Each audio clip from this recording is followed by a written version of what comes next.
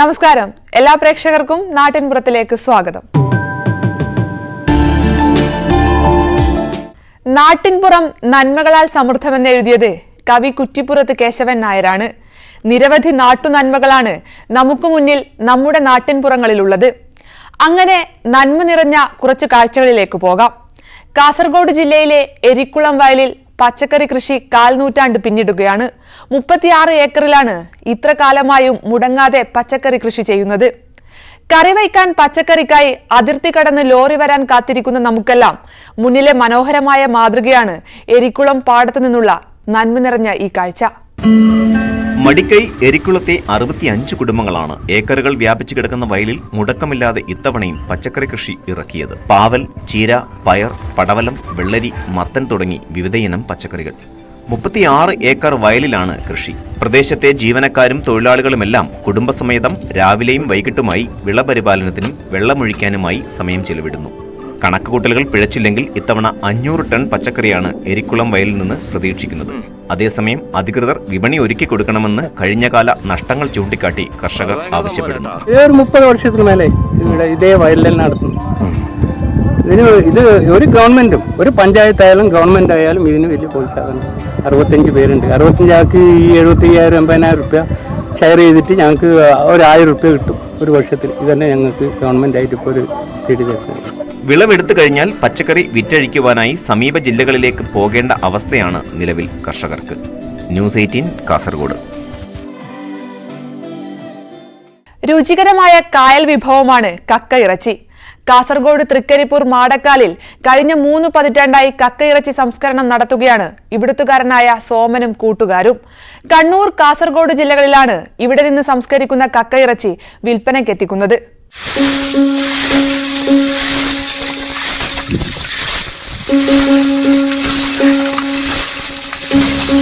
മലയാളികളുടെ ഇഷ്ടവിഭവമായ കക്കയിറച്ചി കണ്ണൂർ, കാസർഗോഡ് ജില്ലകളിലായി ഒട്ടനവധി ഹോട്ടലുകളിലേക്കും വ്യാപാര കേന്ദ്രങ്ങളിലേക്കും എത്തിക്കുന്നത് ഇവിടെ നിന്നാണ്. കക്കപാരൽ തൊഴിലാളികളായ 20 പേർ ഉൾപ്പെടെ 25 പേരാണ് ഈ തൊഴിലിനെ ആശ്രയിച്ചു കഴിയുന്നത്. ഇവിടെ പണിക്ക് വന്നിട്ട് 10-20 കൊല്ലമായി. മുതലാളി ഇവിടെ വന്ന് ദിവസം ഞങ്ങൾക്ക് പണി കിട്ടുന്നുണ്ട്. 10-20 ആളോളം വാരിക്കൊണ്ട് വരുന്നുമുണ്ട്. അവർ കൊണ്ടുവന്ന് ഞങ്ങൾക്ക് ഈ 5 പേർക്ക് പണിയുണ്ട്. 3 പെണ്ണുങ്ങളും 2 ആണുങ്ങളുമാണ്. സ്ഥിരമായിട്ട് കിട്ടുന്ന ഒരു പണിയാണ്. കവ്വായി കായലിൽ നിന്ന് ശേഖരിക്കുന്ന കക്ക കഴുകി വൃത്തിയാക്കി പുഴുങ്ങിയെടുക്കും. പിന്നീട് നെറ്റ്റിങ് ഉപയോഗിച്ച് ഇറച്ചിയും തോടും വേർതിരിച്ചെടുക്കും. പുഴുങ്ങിയ കക്കയിറച്ചി വീണ്ടും കഴുകി വൃത്തിയാക്കി വയ്ക്കുമ്പോഴേക്കും ആവശ്യക്കാർ എത്തിയിട്ടുണ്ടാകും. മൊത്തമായി എടുത്ത് ഹോട്ടലുകളിലേക്കും വിൽപ്പനശാലകളിലേക്കും എത്തിക്കുന്നവരാണ് ഇവിടെ എത്തി കക്കയിറച്ചി കൊണ്ടുപോകുന്നത്. ഒരു ദിവസം 300 കിലോയോളം വിറ്റുപോകുന്നുണ്ട്. അത് ഫ്രഷായിട്ട് അന്നു എടുക്കുന്ന ഇളമ്പക്ക നമ്മുടെ ഇവിടെ തന്നെ പുഴുങ്ങിയിട്ട് അന്നും തന്നെ ഡയലി ഒന്നും ബാലൻസ് ഒന്നും വരില്ല, മറ്റൊന്നും കൃത്യമൊന്നും ഇല്ലേ. ഓരോ ദിവസം എടുക്കുന്ന അന്നു ഫ്രഷായിട്ട് കൊടുക്കുന്നത്. ഇപ്പം എൻ്റെ വീട്ടിൽ തന്നെ ഇതന്നെ ഉപയോഗിക്കുന്നത്. കറിയൊന്നും വേറെ കറിക്കൊന്നും കിട്ടിയിട്ടില്ലെങ്കിൽ ഇളമ്പക്ക തന്നെ വെക്കുന്നത്. മൊത്തമായി എടുത്ത് 1 കിലോ വീതമുള്ള കെട്ടുകളിലാക്കിയാണ് ചില്ലറ വിൽപ്പനയ്ക്ക് എത്തിക്കുന്നത്. തോട് കളഞ്ഞ് വൃത്തിയാക്കിയ കക്കയിറച്ചിക്ക് കിലോയ്ക്ക് 160 രൂപയാണ് മൊത്തവില. 250 രൂപയ്ക്ക് മുകളിൽ ചില്ലറ വിപണിയിൽ ലഭിക്കും. ഇറച്ചിയിൽ നിന്നും തോടിൽ നിന്നും വരുമാനമുണ്ട് എന്നതാണ് കക്ക സംസ്കരണ കേന്ദ്രങ്ങളെ ലാഭകരമാക്കുന്നത്. ന്യൂസ് 18 തൃക്കരിപ്പൂർ. ഇനിയൊരു ഗ്രാമത്തിന്റെ കാഴ്ചകളാണ്. കാടിനുള്ളിലെ ഒരു ഗ്രാമം. വയനാട് ജില്ലയിലെ പുൽപ്പള്ളിക്കടുത്താണ് ചേകാടി. ഇവിടുത്തെ പാടങ്ങൾ സുഗന്ധം പരത്തുന്നവയാണ്. സുഗന്ധ നെല്ലിനമായ ഗന്ധകശാലയാണ് പ്രധാന കൃഷി. ഒരിറ്റു പാടം പോലും നികത്താത്ത പ്രദേശമെന്ന പെരുമയും ഈ ഗ്രാമത്തിന് സ്വന്തമാണ്. ചുറ്റും വനമാണ്. പഴമവിടാത്ത കെട്ടിടങ്ങളും കൃഷിക്കാഴ്ചകളും കാണാം ഇവിടെ.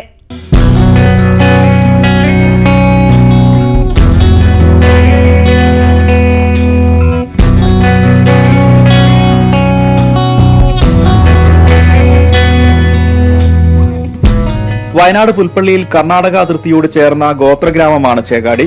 സുഗന്ധ നെല്ലിനങ്ങളാണ് ഇവിടുത്തെ വയലുകളിൽ കൂടുതലും കൃഷി ചെയ്യുന്നത്. വനത്താൽ ചുറ്റപ്പെട്ട ഈ ഗ്രാമത്തിൽ അതിരു പങ്കിടുന്നത് കബനി നദിയാണ്.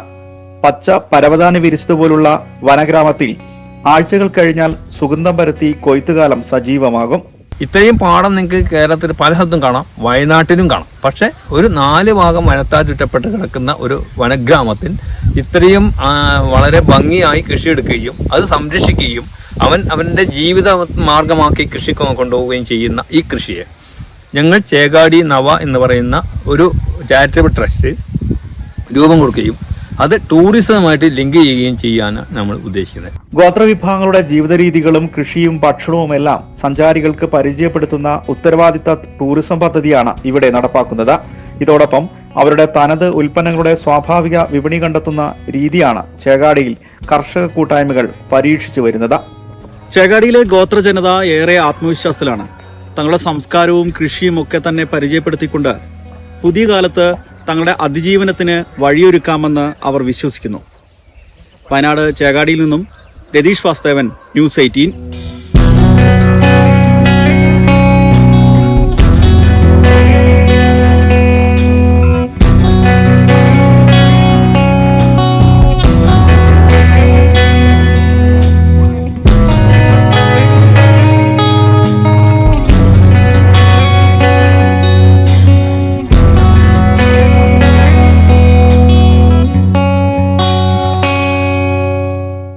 മഞ്ഞുകാലം കാഴ്ചകളുടെ മലകൾ കയറാൻ പറ്റിയ കാലമാണ്.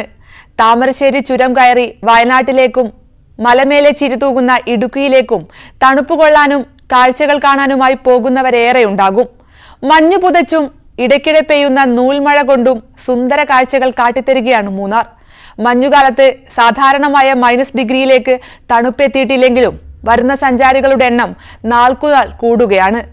മഞ്ഞു പുതച്ച മൂന്നാറിലെ കാഴ്ചകൾ കാണാം.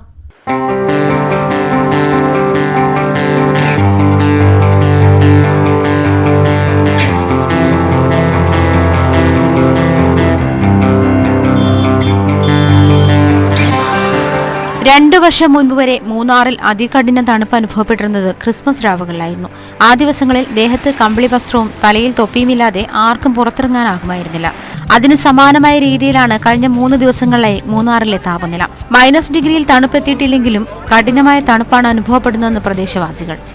നല്ല തണുപ്പല്ലേ, നമ്മൾ വന്നതിന് ശേഷം ഭയങ്കര മഞ്ഞും ചെറിയ മഴയും കാര്യങ്ങളൊക്കെ ഉണ്ടായിരുന്നു. നല്ല ക്ലൈമറ്റാണ്. ഞങ്ങൾ ഇന്നലെ വന്നതാ, അടൂരിന്നാണ് വരുന്നത്. പക്ഷെ ഇന്നലെ നല്ല മഴയായിരുന്നു, കൂടുതൽ കാണാൻ പറ്റിയില്ല. ഇന്നിപ്പോൾ കാണാൻ വേണ്ടി ഇറങ്ങിയിരിക്കുകയാണ്. ഇന്ന് നല്ല കാലാവസ്ഥയാണ് തോന്നുന്നു. ന്യൂനമർദ്ദത്തെ തുടർന്നുണ്ടായ നൂൽമഴയും കനത്ത മൂടൽമഞ്ഞും മൂന്നാറിലേക്ക് എത്തുന്ന വിനോദസഞ്ചാരികളുടെ എണ്ണം വർദ്ധിപ്പിക്കാൻ ഇടയാക്കിയിട്ടുണ്ട്. മഞ്ഞുമൂടിയ Mattupetty photo point, Pothamedu view point, Lockhart gap എന്നിവിടങ്ങളാണ് സഞ്ചാരികളുടെ പ്രിയ ഇടം. പച്ചവിരിച്ചു കിടക്കുന്ന തേയിലക്കാടുകളുടെ സൗന്ദര്യം ആസ്വദിക്കുന്നതോടൊപ്പം ദൃശ്യങ്ങൾ ക്യാമറകളിൽ പകർത്തിയാണ് സന്ദർശകർ മടങ്ങുന്നത്. ഇത്തവണത്തെ മൂന്നാറിലെ തണുപ്പ് ആസ്വദിക്കാൻ കഴിഞ്ഞതിൽ സന്തോഷമുണ്ടെന്നും സഞ്ചാരികൾ. Climate is really good. We came all the way from Bangalore. Very pleasant weather when we landed here. The greenery is really amazing. It really looks like God's own country. ശനിയാഴ്ച കന്നിമലയിൽ 6 ഡിഗ്രിയും മൂന്നാറിൽ 5 ഡിഗ്രിയുമായിരുന്നു താപനില. ന്യൂസ് 18 മൂന്നാർ.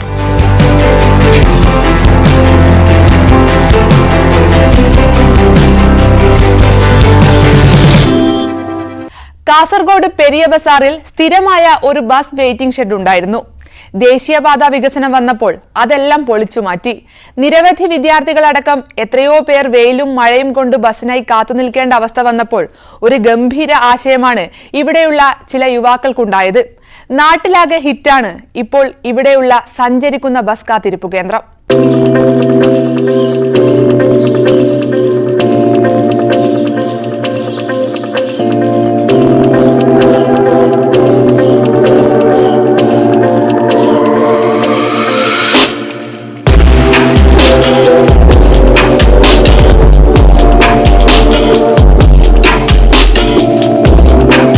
സഞ്ചരിക്കുന്ന bus കാത്തിരിപ്പ് കേന്ദ്രം നിർമ്മിച്ച് ശ്രദ്ധ നേടിയിരിക്കുകയാണ് പെരിയയിലെ ഒരു കൂട്ടം യുവാക്കൾ.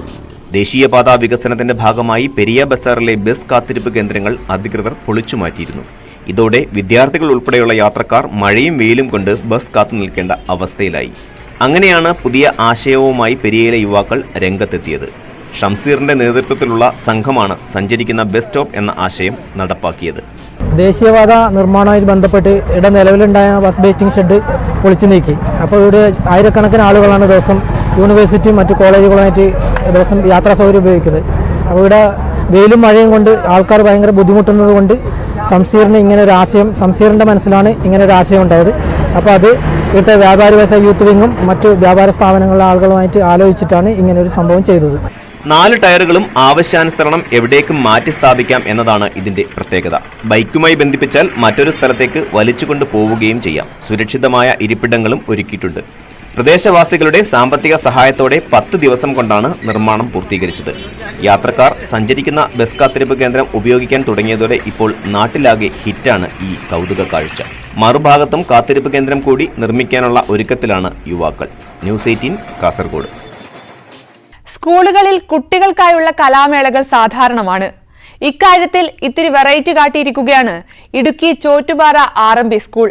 ഇവിടെ രക്ഷിതാക്കളുടെ കലാപ്രകടനത്തിന് കൂടിയാണ് സ്കൂൾ അധികൃതർ വേദിയൊരുക്കിയത്. തങ്ങളുടെ സ്കൂൾ കാല ഓർമ്മകളിലേക്ക് രക്ഷിതാക്കൾക്ക് മടങ്ങാനുള്ള അവസരം കൂടിയാണ് ഈ വേറിട്ട കലാമേള.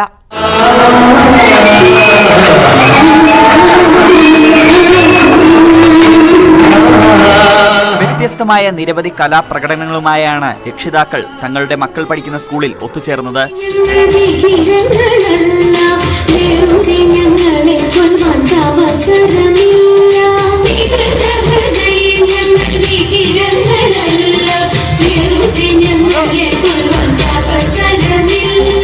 നൃത്തവും നാടകവും മിമിക്രിയുമൊക്കെയായി മാതാപിതാക്കൾ വേദി കീഴടക്കിയത് കുട്ടികൾക്കും പുതിയ അനുഭവമായി.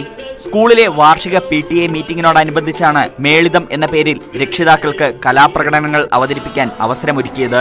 തങ്ങളുടെ സ്കൂൾ കാലഘട്ടം ഓർത്തെടുത്തായിരുന്നു രക്ഷിതാക്കളുടെ പ്രകടനം. വൈവിധ്യമാർന്ന നിരവധി കലാപ്രകടനങ്ങൾ വേദിയിൽ അവതരിപ്പിക്കപ്പെട്ടു.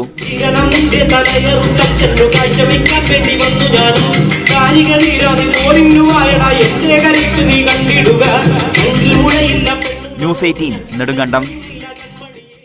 നാട്ടിലെ കുട്ടികൾക്ക് നിയമസഭയിൽ നടക്കുന്ന കാര്യങ്ങളെക്കുറിച്ച് നേരറിവ് നൽകുകയാണ് ഇരിക്കൂറിന്റെ MLA സജീവ് ജോസഫ്. ഇക്കഴിഞ്ഞ സമ്മേളനകാലത്ത് നാട്ടിലെ തെരഞ്ഞെടുക്കപ്പെട്ട 10 കുട്ടികളെയാണ് MLA നിയമസഭ കാണിക്കാൻ കൊണ്ടുവന്നത്. സഭയുടെ പ്രവർത്തനങ്ങൾ കണ്ടു മനസ്സിലാക്കിയ കുട്ടികൾ മുഖ്യമന്ത്രിയുമായും മന്ത്രിമാരുമായും നേരിട്ട് സംസാരിക്കുകയും ചെയ്തു. മണ്ഡലത്തിലെ പദ്ധതികളിൽ വിദ്യാർത്ഥികളുടെ കൂടി ആശയങ്ങൾക്കിടം നൽകാനുള്ള വേറിട്ട ശ്രമത്തിലാണ് സജീവ് ജോസഫ്.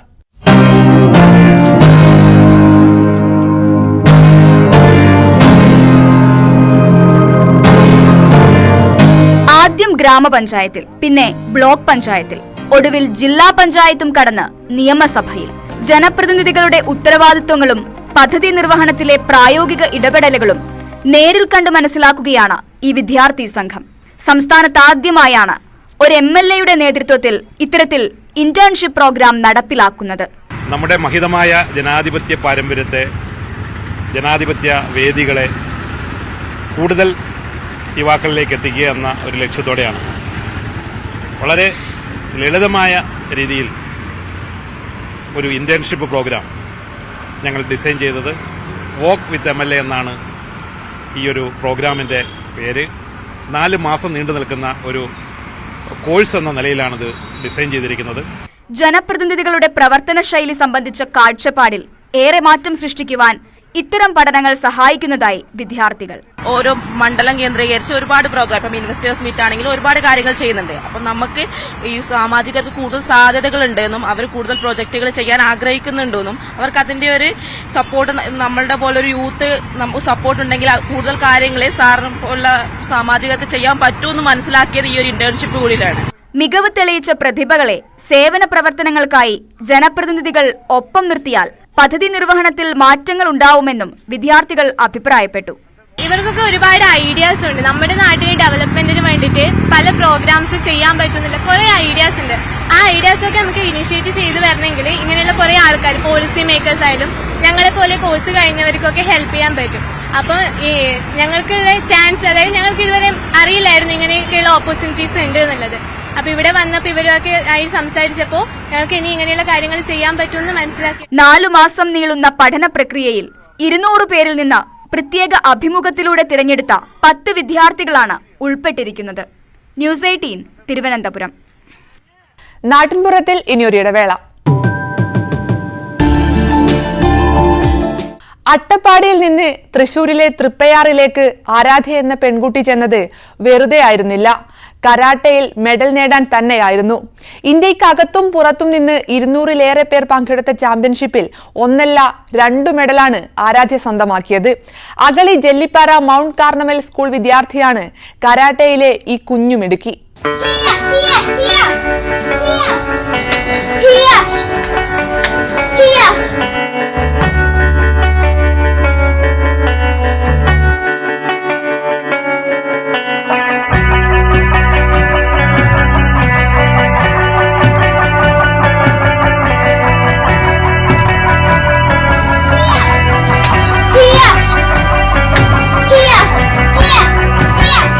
ഇന്ത്യ, ശ്രീലങ്ക, നേപ്പാൾ തുടങ്ങിയ രാജ്യങ്ങളിൽ നിന്നായി 200ഓളം പേർ പങ്കെടുത്ത കരാട്ടെ ചാമ്പ്യൻഷിപ്പിലാണ് അട്ടപ്പാടിയിൽ നിന്നുള്ള 5ാം ക്ലാസ് വിദ്യാർത്ഥിനി ആരാധ്യ മെഡൽ തിളക്കവുമായി നേട്ടം കൊയ്തത്. അഗളി സ്വദേശി രതീഷ് ദിവ്യ ദമ്പതികളുടെ മകളാണ് ആരാധ്യ. അച്ഛൻ രതീഷ് തന്നെയാണ് മകൾക്ക് പരിശീലനം നൽകുന്നത്. തൃപ്രയാറിൽ നടന്ന മത്സരത്തിൽ 2 ഇനങ്ങളിലാണ് മെഡൽ ലഭിച്ചത്. ഫൈറ്റിംഗ് വിഭാഗത്തിൽ വെള്ളിയും കത്താസ് വിഭാഗത്തിൽ വെങ്കലവും നേടി. കൂടുതൽ മത്സരങ്ങളിൽ പങ്കെടുക്കണമെന്നാണ് ആരാധ്യയുടെ ആഗ്രഹം. മത്സരം തൃശ്ശൂർ വെച്ചായിരുന്നു. എന്നെ കരാട്ട പഠിപ്പിക്കുന്നത് എൻ്റെ അച്ഛൻ തന്നെയാണ്. ഞാൻ 6 വർഷമായിട്ട് കരാട്ട പഠിക്കുന്നുണ്ട്. എൻ്റെ അധ്യാപകരുടെയും സിസ്റ്റേഴ്സിൻ്റെയും ഒക്കെ നല്ല സപ്പോർട്ട് ഉണ്ടായിരുന്നു. ഇനിയും ഞാൻ ടൂർണമെന്റിന് പോവും. 6 വർഷമായി അച്ഛന് കീഴിൽ കരാട്ടെ പരിശീലിക്കുന്ന ആരാധ്യയ്ക്ക് ഇപ്പോൾ ബ്രൗൺ സെക്കൻഡ് ബെൽറ്റാണുള്ളത്. കരാട്ടയിൽ മാത്രമല്ല പഠനത്തിലും മികവ് പുലർത്തുന്ന ആരാധ്യയുടെ മെഡൽ നേട്ടത്തിൽ അധ്യാപകരും സഹപാഠികളും സന്തോഷത്തിലാണ്. News 18 Palakkad.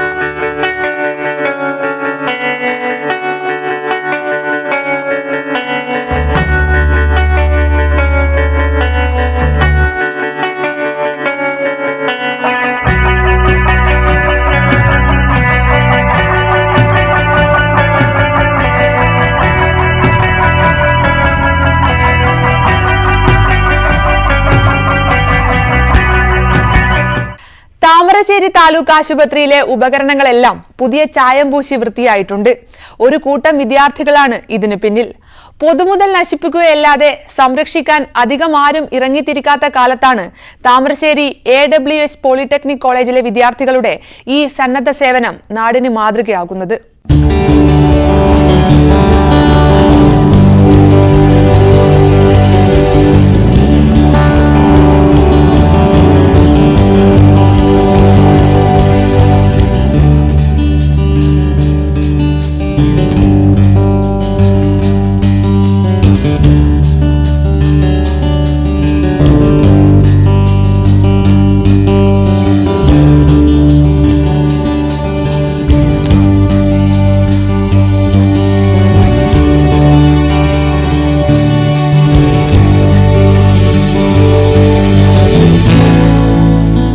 Kuttikkattoor AWH polytechnic കോളേജിലെ NSS യൂണിറ്റിന്റെ പുനർജനി പദ്ധതിയുടെ ഭാഗമായാണ് താമരശ്ശേരി താലൂക്ക് ആശുപത്രിയിലെ ഉപകരണങ്ങൾക്ക് പുതുജീവൻ നൽകിയത്. ആശുപത്രിയിലെ കട്ടിൽ, മേശ തുടങ്ങിയ ഇരുമ്പിന്റെ ഉപകരണങ്ങൾ വിദ്യാർത്ഥികൾ പെയിന്റ് ചെയ്ത് ഭംഗിയാക്കി.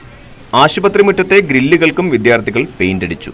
AWH പോളിടെക്നിക് കോളേജിലെ NSS യൂണിറ്റ് 207 പിന്നെ താമരശ്ശേരി താലൂക്ക് ഹോസ്പിറ്റലും കൂടി ചേർന്നിട്ട് സംയുക്തമായിട്ട് ചെയ്യുന്നൊരു പ്രോഗ്രാമാണ് പുനർജനി എന്ന് പറഞ്ഞ പ്രോഗ്രാമാണ്. 50ഓളം വളണ്ടിയേഴ്സ് ഇപ്പോൾ ഇവിടെ പങ്കെടുക്കുന്നുണ്ട്. ഓരോ സെക്ഷൻസിലായിട്ട് ഓരോരോ ഇൻസ്ട്രുമെൻസിനെ പുനർജീവിപ്പിക്കുക എന്നാണ് ഞങ്ങളുടെ ഏറ്റവും വലിയ ആശയം. യുവത്വ വാസികളുടെ പുനർനിർമ്മാണത്തിന് എന്ന് പറഞ്ഞൊരു മോട്ടോ വെച്ചിട്ടാണ് ഞങ്ങളിത് മുന്നോട്ട് പോകുന്നത്. 50ഓളം വിദ്യാർത്ഥികൾ പ്രവർത്തനങ്ങളിൽ പങ്കാളികളായി. ആശുപത്രി സൂപ്രണ്ട് ഡോക്ടർ അബ്ബാസ് ഉദ്ഘാടനം ചെയ്തു.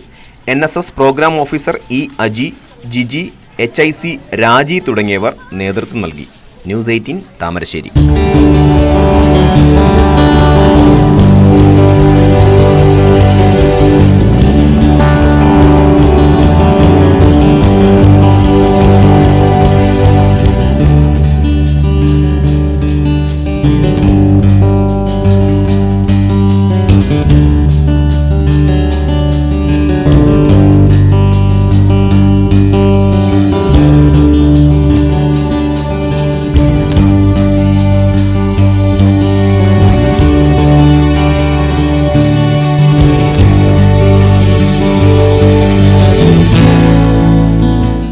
ഇനിയൊരു വൈറൽ താരത്തെ പരിചയപ്പെടാം.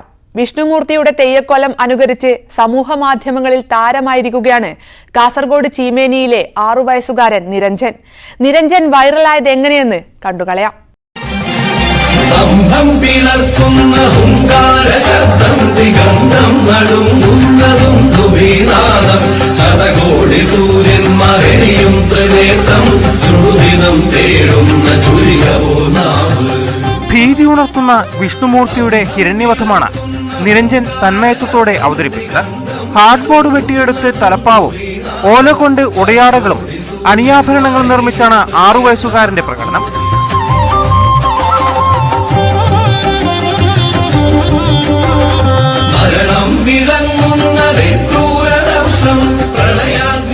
മികവുറ്റ തെയ്യം കലാകാരനെ പോലെ വിവിധ ഭാവങ്ങൾ മുഖത്ത് മിന്നിമറയുന്നത് കൗതുകത്തോടെയാണ് തെയ്യപ്രേമികൾ നോക്കി നിന്നത്.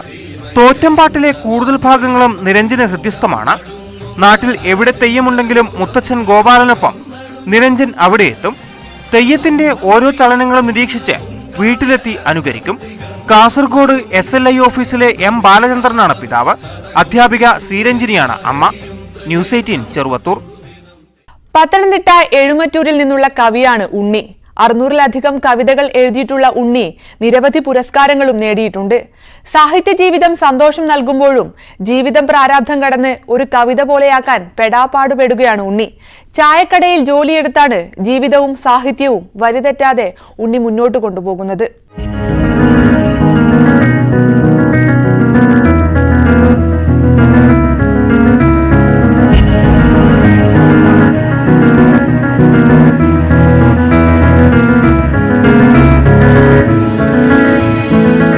ഘനസ്വരത്തിൽ സ്വരമധുരലയമുണർത്തുന്നു മുഖതലങ്ങളിൽ ഭാവമേളം നൃത്തമാടുന്നു. ജന്മസിദ്ധമായി ലഭിച്ച സാഹിത്യവാസനയാണ് ഉണ്ണിയെ കവിതയുടെ ലോകത്തെത്തിച്ചത്. അന്നു മുതൽ ഇന്ന് വരെ 600ഓളം കവിതകളും 3 കവിതാ സമാഹാരങ്ങളും നിരവധി വസന്തഗീതങ്ങളും എഴുതി പ്രസിദ്ധീകരിച്ചു. യേശുദാസിനെ കുറിച്ച് എഴുതിയ കവിതയ്ക്ക് അദ്ദേഹത്തിന്റെ അനുമോദനവും ലഭിച്ചു. അഖിലേന്ത്യാ ടീച്ചേഴ്സ് അവാർഡ് ഫെഡറേഷന്റെ 2021 സാഹിത്യ പുരസ്കാരം. അത് സ്റ്റേറ്റിൽ 2 പേർക്കാണ് കൊടുക്കുന്നത്. ഏറ്റവും നല്ല സാഹിത്യകാരനും ഏറ്റവും നല്ല അധ്യാപകന് ഗുരുശ്രേഷ്ഠ പുരസ്കാരം. പിന്നെ സിനിമയിൽ നിന്ന് ഇഷ്ടയുടെ അവാർഡ് കിട്ടിയായിരുന്നു. ആമുതലം വരെ എഴുതിയ പടത്തിലെ പാട്ടിലെ പുന്നാരപ്പക്ഷികൾ പാടണം എന്നുള്ള ആ പാട്ടെല്ലാവർക്കും ഇഷ്ടപ്പെട്ടായിരുന്നു. അപ്പോൾ നമ്മുടെ നടൻ TP മാധവൻ സാറാണ് എനിക്ക് ഇഷ്ടയുടെ അവാർഡ് തന്നത്. എഴുമറ്റൂരിലെ കലാസാഹിത്യ മണ്ഡലങ്ങളിലും സജീവ സാന്നിധ്യമാണ് ഉണ്ണി. ആ മുതൽ അം വരെ എന്ന സിനിമയ്ക്ക് ഗാനങ്ങൾ എഴുതാൻ കഴിഞ്ഞതും ഭാഗ്യമായി കരുതുകയാണ് ഈ കലാകാരൻ. ചായക്കടയിലെ ജോലിയിൽ നിന്നുള്ള ഏക വരുമാനമാണ് ജീവിതമാർഗം. ജീവിതം സത്യം പറഞ്ഞാൽ വളരെ പ്രശ്നമാണ്. പ്രശ്നമെന്ന് പറഞ്ഞാൽ ഞാനിപ്പം ഹോട്ടലിൽ ഇങ്ങനെ ജോലി ചെയ്യുന്നു. എൻ്റെ വൈഫാണെങ്കിൽ അപ്പുറം ഒരു കടയിൽ ജോലി ചെയ്യുന്നു. 2 കുട്ടികൾ, പെൺകുട്ടികൾ. ഒരാടെ കല്യാണം കഴിഞ്ഞു. അപ്പോൾ അതിൻ്റെ ഒത്തിരി ബാധ്യതകളും കാര്യങ്ങളെല്ലാം ജോലിയൊക്കെ ചെയ്ത് വീട്ടിൽ ഇനിയിപ്പോൾ അടുത്തൊരു മോളുണ്ട്, BCom പഠിക്കുന്നു. പക്ഷെ നമ്മൾ ഈ ചില കൂലിപ്പണിക്കാരുടെയൊക്കെ അവസ്ഥയാണ്. കാരണം നമുക്ക് 2 ദിവസം നമ്മൾ പണി ചെയ്തില്ലെങ്കിൽ 3ാമത്തെ ദിവസം നല്ല 2 ദിവസം കഴിയുമ്പോൾ നമ്മുടെ കയ്യിൽ 1 രൂപ പോലും, ഒരു അസുഖം വന്നു കഴിഞ്ഞാൽ ഒരു 100 രൂപ എടുക്കാൻ. കാരണം ഒത്തിരി ബാധ്യതയുണ്ട്. കിട്ടുന്ന 2 പേർക്കും കിട്ടുന്ന പൈസ കടങ്ങൾ തീർക്കാൻ മാത്രമേ ഉള്ളൂ. ജോലിക്കിടയിൽ കിട്ടുന്ന ഒഴിവു സമയങ്ങളിലാണ് ഉണ്ണിയുടെ കവിത എഴുത്തും കലാപ്രവർത്തനങ്ങളും. ഭാര്യയും 2 മക്കളും അടങ്ങുന്ന ഉണ്ണിയുടെ കുടുംബം വർഷങ്ങളായി വാടക വീട്ടിലാണ് താമസം. ന്യൂസ് 18 പത്തനംതിട്ട. നാട്ടിൻപുറത്തിന്റെ ഈ ലക്കം ഇവിടെ പൂർണ്ണമാകുന്നു. നാട്ടുനന്മകളുടെ വിശേഷങ്ങളും കാഴ്ചകളുമായി അടുത്തയാഴ്ച വീണ്ടും കാണാം. നമസ്കാരം.